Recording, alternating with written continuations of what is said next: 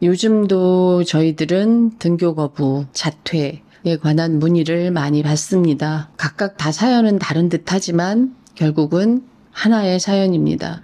아이들은 학교 가는 게 무섭습니다. 아이들은 친구들을 만나는 게 두렵습니다. 그리고 아이들은 학교를 다니기 싫어합니다. 이게 공통점입니다. 자, 부모님들은 이렇게들 얘기하십니다. 왜 우리 아이만 이럴까요? 다른 집 아이들은 다 괜찮은데요. 이런 이야기들을 하시죠. 그것도 맞는 말입니다. 대개 지금 학교마다 한 학년에 고등학생 같은 경우에는 15명에서 20명이 자퇴를 하고 있는 걸로 알고 있고, 등교 거부하는 아이들 수는 그것도 한 10명 내외일 거라고 생각합니다. 그러면 대략 한 25명, 250명이 있는 중에 한 10% 정도는 도태되고 있다고 보면 되겠죠. 그러면 나머지 아이들은 정말 괜찮지 않을까요?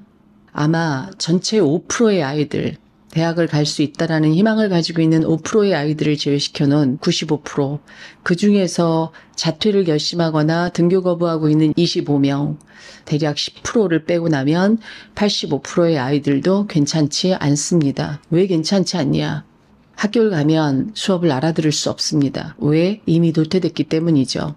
학교에 가면 수행평가에 시험에 이 모든 것들에 정상적으로 차곡차곡 밟아 나가야 되는데 그럴 만한 역량들이 되지 못합니다. 그러니까 아이들은 점차로 도태될 수밖에 없죠. 용기가 있는 아이들은 바깥으로 나오려고 결정하고, 용기가 있는 아이들은, 아니면 너무나 무서운 아이들은 등교를 거부합니다. 그렇지 않은 아이들, 이것도 저것도 할 수 없는 아이들은 학교에 가서 엎드려서 잠을 잡니다. 물론 이 아이들이 학업을 잘 수행하고 있느냐? 그렇지 않습니다. 며칠 전에 왔다 가신 어떤 부모님이 아이가 중간고사 시험을 봤는데 시험지를 가방에서 우연히 보게 되었다. 근데 시험지를 봤더니 점수를 이루 말할 수 없게 받았더라. 근데 그 점수를 이렇게 보는데 시험지의 동그라미보단 그어진 그 숫자가 훨씬 많더라. 그때 가슴이 미어졌다. 아, 이 아이가 간신히 학교를 버티고 있었구나. 눈물이 많이 났습니다. 이 얘기를 하셨습니다.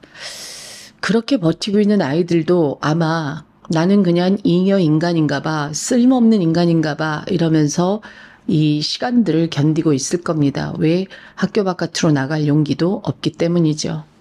그런데 부모님들은 학교를 가면, 학교 갔다 와서 학원을 가면 괜찮다고 생각을 하십니다. 그런데 괜찮지 않습니다. 말할 수 있는 용기가 없을 뿐이고 대열에서 이탈할 용기가 없을 뿐인 거지 이 아이들 괜찮지 않습니다.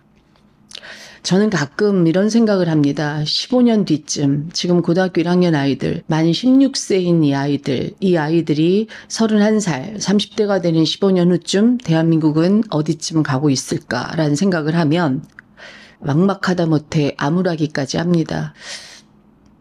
학습이라는 이유로, 교육을 시켜야 된다는 이유로 우리는 아이들에게 인성교육을 해본 적도 없고, 이번 STP 프로그램에서 가치에 대한 교육을 했는데 아이들은 한 번도 인생의 핵심 가치를 고민해보지 않아서 그게 고민이 시작이 되었다라고 얘기하는 아이들을 보면 가치관 교육도 제대로 하지 못한 이 시대를 살아가는 이 아이들이 15년 뒤에 인생의 가치를 과연 알 수 있을까?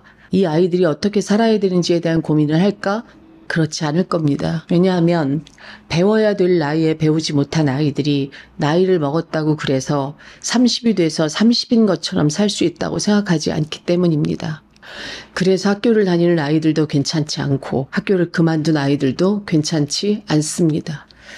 그런데 코로나 때도 아무도 관심 갖지 않았는데 지금 아무도 이 아이들에 대해서 관심 갖지 않습니다. 물론 교육부도 관심 갖지 않고 있고, 공교육 더 말할 것도 없고, 사교육은 돈 버는데 혈안이 돼 있고, 부모들은 어떻게든 학교만 보내면 된다고 생각하고 있고, 그러니 이 아이들이 지금 어떤 상태에 놓여 있는지 우리들은 아무것도 모르고 있다는 겁니다.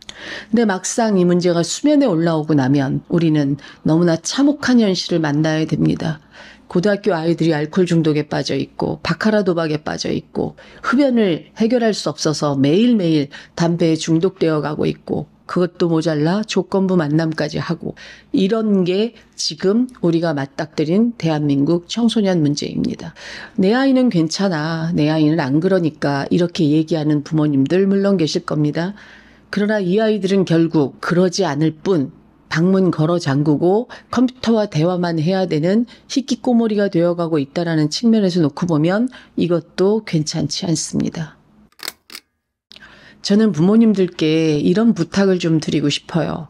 아이들에게 관심을 좀 가져주십시오. 내 아이가 지금 어떤 상태인지 유심히 좀 들여다봐 주십시오. 나중에 무슨 문제가 크게 벌어지고 났을 때 그때 손 쓰겠다고 생각하시면서 그렇게 동분선주 하시고 여기 심리상담센터 전화해보고 저기 심리상담센터 전화해보고 강남 학원에 전화해보고 어떤 관리형 독서실에 전화해보시고 이런 거 하시지 마시고 내 아이를 면밀히 좀 관찰해 보십시오. 내 아이가 외로운지, 내 아이가 두려운 건지, 내 아이가 지금 무엇이 저렇게 무서워서 저렇게 움츠리고 있는 건지, 내 아이가 무엇 때문에 이렇게 우울한 건지 이걸 반드시 돌아보셔야 됩니다. 이건 정말 객관적인 관찰을 통해서만 알 수 있는 일입니다. 그런데 이러한 관찰 없이 아이의 행동 하나를 보고 그것만 고치고 싶어서 그것만 혈안이 되어서 내 아이를 어떻게 좀 해봐 주세요 이렇게 하신다고 그러면 대한민국에서 이런 아이를 구할 수 있는 사람은 단 한 사람도 없습니다. 부모님이 결국 돈을 들고 이 돈 들고 내 아이 고쳐주세요 한다고 한들 그 돈 받아서 이 아이들 고쳐줄 사람 대한민국에 한 명도 없습니다. 부모님 손에서 해결하셔야 됩니다. 공교육도 사교육도 이 나라 대한민국도 결국 이 청소년 문제를 부모 손에 넘겼습니다. 이제 부모님들이 이 아이를 넘겨받으셔서 면밀히 관찰하시고 위로하시고 부둥켜 안으시고 이 과정이 없다면 이 아이들을 구할 수 있는 방법은 없습니다. 설사 전교 1등을 하는 아이라고 해도 괜찮지 않습니다. 우리의 마음의 문제, 정신건강의 문제는 겉으로 드러났을 땐 이미 손 쓸 수 없는 지경인 거고 겉으로 드러나지 않았다고 해서 이것을 괜찮다고 말할 수 없습니다. 전교 1등이라고 해도 강박이 없다고 보기 어렵고 전교 1등이라고 해도 불안장애가 아니라고 보기 어렵습니다.